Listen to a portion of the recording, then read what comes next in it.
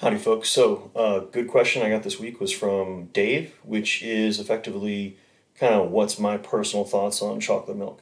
Now, the key is like anything else, we're really just talking about getting enough calories overall. Then we're worrying about making sure we're getting enough carbohydrates to replenish that intramuscular glycogen and getting enough protein to help increase muscle protein synthesis and enhance recovery. So, from there, it's not that chocolate milk is the worst thing ever, but it's also not the best thing ever. And like most things with nutrition, it also comes down to it depends. So, when it comes to utilizing chocolate milk as a post workout, the first two reasons why it could potentially be a bad choice is they are lactose intolerant. So, if you're lactose intolerant, well, then this is just dumb. Let's try a different modality. Now, this can be going on to literally a sad can of tuna fish and a banana.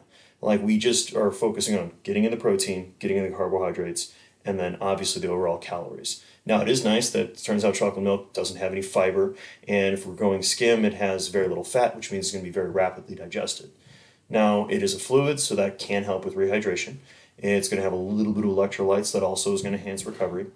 But the other side of it is if the athlete really doesn't like the taste, if they really disenjoy the flavor of milk or obviously chocolate for that matter, it's not going to be a good choice. So it's not so much that it's the greatest or it's the worst, it's just a tool in the toolbox. So I personally am not a fan of the flavor of chocolate milk, gasp. So I would prefer to do something differently myself when it comes to post-workout nutrition. And then on the other side of it is really how important is the post-workout nutrition for that athlete.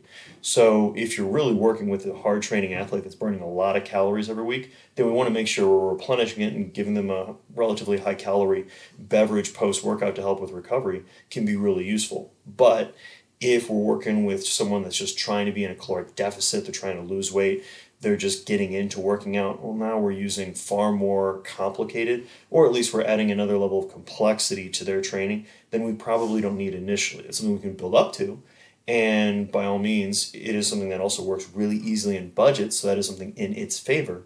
But if we're really trying to go high tier, arguably it would be a different form of carbohydrate.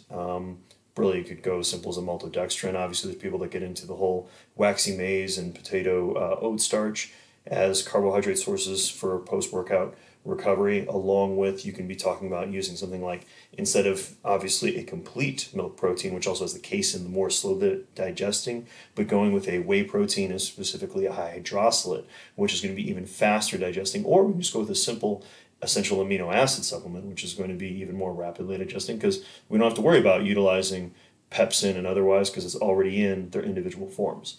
So, great question. Hope this answers it. And everyone, stay safe out there. Thanks for listening and have a great day.